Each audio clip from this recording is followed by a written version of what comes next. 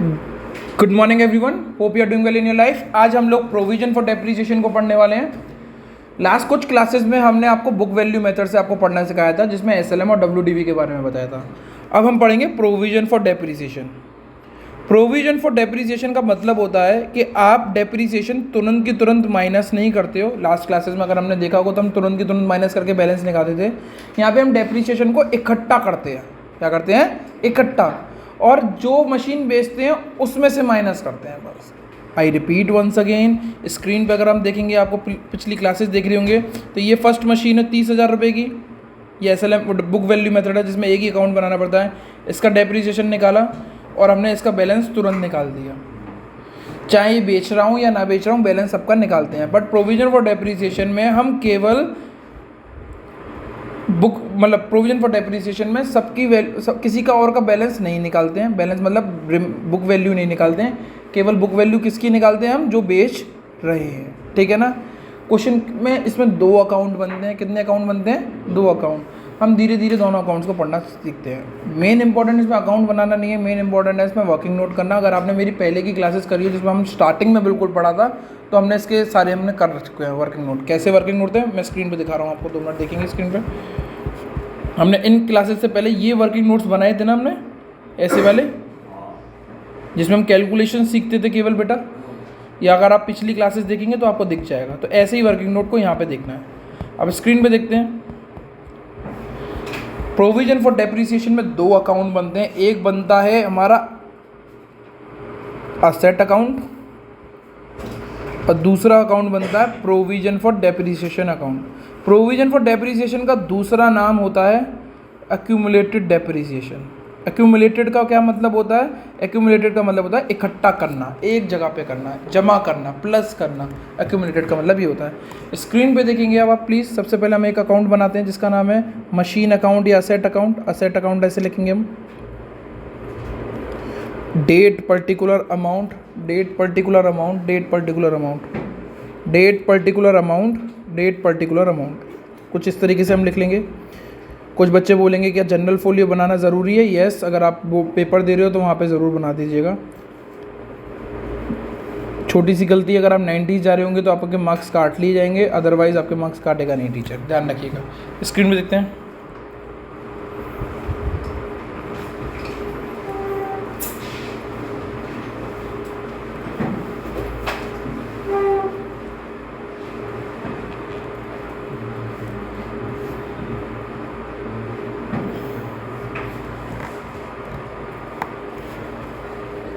चलिए बच्चों, मैंने असेट अकाउंट भी बना दिया, हाथ क्या प्रोविजन फॉर डेप्रिसिएशन अकाउंट भी बना दिया। कुछ इस तरीके से, that particular amount, date particular amount.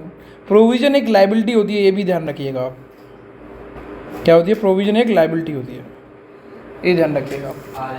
ठीक है ना।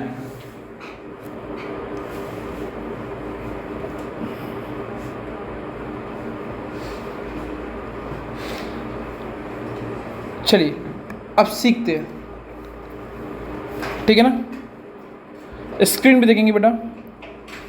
बुक में आपको क्वेश्चन जब स्टार्ट किया जाएगा तो आपको असेट का बैलेंस और प्रोविजन का बैलेंस दे रखा होगा। परचेज नहीं करी होगी, क्या कर रखा होगा? बैलेंस दे रखा होगा। तो बैलेंस, ये असेट है। असेट एक डेबिट साइड होती है। असेट की कौन सी साइड होती है? असेट डेबिट साइड से चालू होता है, लायबिलिटी क्रेडिट साइड से चालू होती है, हमेशा ध्यान रखिएगा। तो यहाँ पे हम लिखेंगे कोई सी तारीख होगी, मेरे ख्याल से यही तारीख ज़्यादातर होगी, 1 अप्रैल कोई ईयर की। तो टू बैलेंस ब्रॉट डाउन, ये क्या चीज़ है? Balance brought down, opening balance of asset. या असेट अब क्या होगा? मशीन होगी, फर्नीचर होगा, कुछ भी होगा। जैसे ये असेट का बैलेंस ओपनिंग है, ऐसे ही लायबिलिटी का, प्रोविजन का भी बैलेंस ओपनिंग आएगा। प्रोविजन का बैलेंस लायबिलिटी है। लायबिलिटी कहाँ से चालू होती है? क्रेडिट साइड से। कौन सी तारीख पड़ेगी? 1 अप्रैल बाय बैलेंस ब्रॉट डाउन। ये ओपनिंग बैलेंस है किसका बेटा? ठीक है ना। अब स्क्रीन पे देखेंगे, सबसे पहले प्रोविजन फॉर डेप्रिसिएशन के बारे में पढ़ेंगे। अब आप देखिए, आपके स्कूल में कुछ भी पढ़ाया गया हो या आप कहीं और यूट्यूबर से किसी से भी पढ़ना चाहें, वहाँ पे कुछ अलग तरीके से पढ़ाया होगा, पर आंसर सबके एक ही होंगे। अब मेरा अलग तरीका है, थोड़ा सा लेंदी हो जाता है बट आपको कॉम्प्लिकेटेड नहीं रहेगा। इस क्वेश्चन में ना 3 तरीके की मशीनें होती हैं। कितनी तरीके की मशीन होती है? एक तो बड़ी मशीन, एक जो मशीन आप बेच रहे हो, और एक मशीन जो आप खरीदोगे नहीं। कितनी मशीन हो गई? एक तो बड़ी मशीन, एक जो आप बेच रहे हो, और एक जो आप नहीं खरीदोगे। तो कितनी मशीन है? तो 1 जो होगा, मैंने ध्यान रखो, मैंने पिछली क्लासेस में 1 2 का मतलब समझाया। 1 मतलब पहली मशीन, 2 मतलब 3 मतलब तीसरी मशीन। तो यहाँ पे भी 1 2 3 इस्तेमाल करेंगे। तो अब इस एरिया में जो ये क्रेडिट साइड में जहाँ पे हमने 1 अप्रैल लिखा हुआ है, यहाँ पे अगर हम डेप्रीशिएशन वर्ड लिखते हैं तो वो इस साल का डेप्रीशिएशन आता है। किस साल का? करेंट ईयर का। कौन सी साल का? करेंट ईयर का। भैया कन्फ्यूजन हो रहा है, मैंने कहा कन्फ्यूजन मत लीजिए आप। अब स्क्रीन पे देखेंगे, सबसे पहले आप किसका डेप्रीशिएशन निकालेंगे? जो मशीन आप बेच रहे हो। कौन सी मशीन? जो मशीन आप बेच रहे हो। तो उसको बाय डेप्रीशिएशन 1 लिखोगे। क्या लिखोगे? By depreciation 1। और यहाँ पे मैं एक और चीज़ लिख दे रहा हूँ, करेंट ईयर डेप्रीशिएशन ऑफ कौन सी मशीन? Sold machine. 1 का मतलब कौन सी मशीन है? ये सोल्ड मशीन। 1 का मतलब क्या है? ये सोल्ड। फिर आती है आपकी, मैं जो डेट लिख रहा हूँ वो डेट इंपॉर्टेंट है, लास्ट डेट। बाय डेप्रीसिएशन 2, इसको बोलते हैं करेंट ईयर डेप्रीसिएशन। सब निकालना भी सिखाऊंगा। Current year depreciation of remaining machine. कौन सी machine? Remaining machine. Please spelling पे ना जाए, थोड़ी सी गलती हो गई जगह की वजह से, तो आप देख लेंगे, ठीक है ना। Remaining machine. कितनी मशीन बताई थी मैंने? कितनी मशीन होती है? एक जो बेच रहे हो, एक बड़ी वाली को हमने यहाँ पे रिमेनिंग मशीन का नाम दिया है। कौन सी मशीन का नाम दिया है? रिमेनिंग। समझेंगे हम धीरे धीरे करके। और एक मशीन होगी जो आप नहीं खरीदोगे। जो आप नई मशीन खरीदते हो तो उसको यहाँ पे लिखते हैं 1 अप्रैल या 1 कोई भी डेट होगी वो लिखोगे। 2 बैंक, 1 2 3 लिखने की ज़रूरत नहीं है। 2 बैंक, ये क्या है? New machine. क्या चीज़ है? New machine. वो यहाँ पे लिखेंगे हम। आर यू विद मी बेटा? अब ये नई मशीन जो खरीदी है इसका डेप्रीसिएशन लिखेंगे। तो ये लास्ट डेट होगी, तो यहाँ पे लिखेंगे लास्ट डेट बाय डेप्रीसिएशन 3। ये 1 2 3 आपको लिखना इंपॉर्टेंट नहीं है, ये केवल आपके समझ के लिए। 1 मतलब बेचने वाली मशीन, 2 मतलब रिमेनिंग मशीन, 3 मतलब न्यू मशीन। और ये क्या लिख रहा हूँ मैं यहाँ पे? Current year depreciation of new machine. अब आप चेक करें, क्रेडिट साइड में मैंने करेंट ईयर ज़्यादा लिखा हुआ है, तो क्रेडिट साइड में करेंट ईयर का डेप्रीशिएशन होता है। भैया तो क्या हमें पिछले साल के भी डेप्रीशिएशन निकालने होंगे? यस, निकालने होंगे। वो कैसे करेंगे मैं बाद में समझा दूंगा। स्क्रीन पे देखिए प्लीज़। और यहाँ पे इतना हो गया बेटा। अब इसमें से 3 मशीन में से एक मशीन तो आप बेच रहे हो, हाँ या ना? उसको बोलते हैं सोल्ड मशीन। कौन सी बोलते हैं? उसका पूरा का पूरा डेप्रीशिएशन यहाँ पे लिखा जाएगा 2 मशीन के नाम से या असेट के नाम से। तो ये क्या लिखा जाएगा? Total depreciation of sold machine. क्या चीज़? Total depreciation of. यहाँ पे हमने कौन सा डेप्रीसिएशन लिखा है? ऑफ। और यहाँ पे कौन सा लिखा है? इसका फर्क आपको भी थोड़ी देर में पता लग जाएगा, ठीक है ना। अब स्क्रीन में देखिएगा,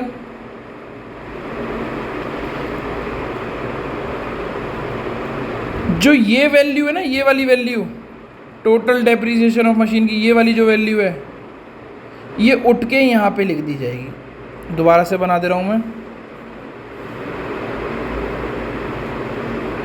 ये वाली वैल्यू सीधे यहाँ पे जाएगी। आपको ऐसे ही लिखना पड़ेगा, ऐसे ही ग्राफ बनाना है। अभी थोड़ा टफ लगेगा, जब एक एक क्वेश्चन करेंगे तो इजी हो जाएगा सब कुछ। एक एक क्वेश्चन करेंगे तो इजी हो जाएगा। यहाँ पे लिखेंगे हम क्या चीज़? Sold date by provision for Depp.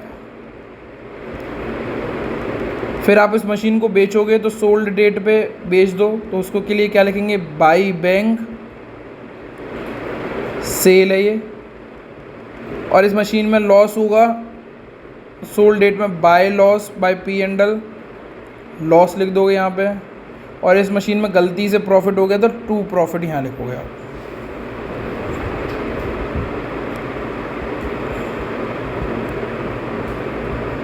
इतना ये पूरा का पूरा फॉर्मेट है जो आपको बनाना पड़ेगा। और हर अकाउंट को क्लोज करना होता है तो उसको बैलेंस निकालते हैं। तो उसको बैलेंस कैसे निकालेंगे बेटा, लास्ट डेट पे बैलेंस लिखेंगे, बाय बैलेंस कैरीड डाउन। इसका भी एंड करेंगे हम लोग तो लास्ट डेट पे टू बैलेंस कैरीड डाउन। घबराइएगा मत, सब कुछ समझ में आएगा, धीरे धीरे चलेंगे। पहले अभी तो एक फॉर्मेट को बनाना सीख लें, फिर आगे बढ़ेंगे। पहले इस फॉर्मेट को बनाना सीख लें, फिर दूसरे फॉर्मेट को, एंड देन एक क्वेश्चन करेंगे और वाइंड अप करेंगे आज के लिए। चलिए पहले आप बना लें, डाउट्स को बाद में पूछेंगे, ठीक है ना। चलिए बच्चों, ये आपने फॉर्मेट सीख लिए, अब इसके बाद इसका वर्किंग नोट सीखते हैं, ठीक है ना। पहला वर्किंग नोट होगा depreciation of sold machine and profit and loss. आप लोगों को इस चीज़ में कोई दिक्कत नहीं होगी क्योंकि हम बहुत टाइम से पढ़ते जा रहे हैं। इसको थोड़ा अच्छे सिस्टमेटिक मैनर में बना दिया, ऐसा कोई रूल नहीं है कि ऐसे ही करना है आपको। ये सबसे पहले लिखते हैं original cost of sold machine. कौन सी मशीन की, जो मशीन बेचने जा रहे हो उसकी क्या चीज़, ओरिजिनल कॉस्ट। स्क्रीन में देखेंगे प्लीज़, स्क्रीन में देखेंगे प्लीज़। अब ये मशीन जब से खरीदी है तब से जब तक बेची है तब तक उसका डेप्रिसिएशन निकला होगा। अब ये मशीन 3 साल चली होगी तो 3 साल का डेप्रिसिएशन, 2 साल चली होगी तो 2 साल का, 2.5 साल चली होगी तो 2.5 साल का, 1 साल चली होगी तो 1 साल का। तो हम जैसे कि यहाँ पे लिखेंगे first year depreciation, second year depreciation, कोई वैल्यूज़ होंगी वो यहाँ पे लिख देंगे, और थर्ड ईयर डेप्रिसिएशन इसके साथ भी ज़्यादा चल सकती है, उसको भी लिख सकते हैं। 4 साल और चली हो तो और देख सकते हैं, तो ये तो बढ़ता रहेगा जितने भी ईयर्स का होगा, ठीक है ना।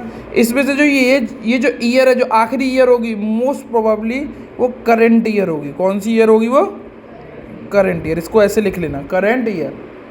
अब इन सबको मैंने प्लस करके यहाँ लिख देना है, यहाँ, और इसमें से माइनस कर देंगे तो आपका आंसर आ जाएगा। ये क्या चीज़, बुक वैल्यू। क्या ऐसा हमने पढ़ा है पहले या नहीं पढ़ा, पढ़ा है ना। कितने क्वेश्चंस करे हमने किससे रिलेटेड। यहाँ पे उसकी मशीन की कॉस्ट में से सारे डेप्रिसिएशन को माइनस करते हैं तो बुक वैल्यू निकालते हैं। ये थोड़ा तरीके से लिख दिया है मैंने। फिर हम क्या करते थे, sale minus book value will give you profit या लॉस, ठीक है ना बेटा। इतना हो गया।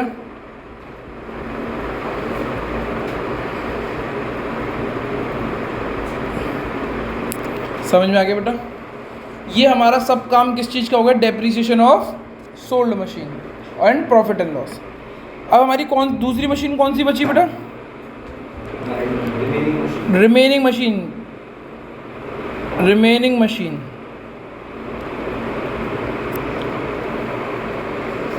रिमेनिंग मशीन का आंसर कैसे निकालते हैं। सबसे पहले आपको करना होगा रिमेनिंग मशीन निकालना। रिमेनिंग मशीन को मैं RM के नाम से बोलूँगा आपसे। किसके नाम से बोलूँगा, RM is equal to balance brought down minus sold machine, original cost of sold machine. Balance brought down minus original cost of sold machine. इसको लिख लें और एक क्वेश्चन से पूरा का पूरा समझेंगे। Balance brought down minus old machine, balance brought down of machine लिख लो, balance brought down of provision ना लिख देना। Balance brought down of machine minus original cost of sold machine.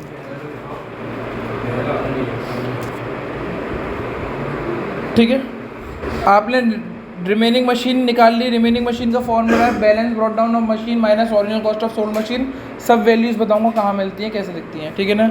अब यहाँ पे लिखो डेप्रीसिएशन ऑफ रिमेनिंग मशीन। तो रिमेनिंग मशीन का जो आंसर आया था, remaining machine into rate upon 100। Rate मतलब डेप्रीसिएशन का रेट। ये आपको डेप्रीसिएशन 2 के नाम से बोला जाता है। ये करंट ईयर डेप्रीसिएशन, ये डेप्रीसिएशन 1 के नाम से बोला जाता है। और अब कौन सा डेप्रीसिएशन रह गया बेटा, डेप्रीसिएशन ऑफ न्यू मशीन। ये तो बहुत इजी है।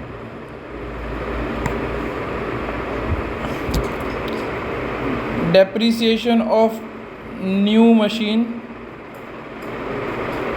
Is equal to new machine NM into rate, अगर महीने के हिसाब से चलिए तो फॉर्मूला वरना हटा देंगे, ठीक है ना। महीने के हिसाब से चलिए तो मंथ अपॉन 12।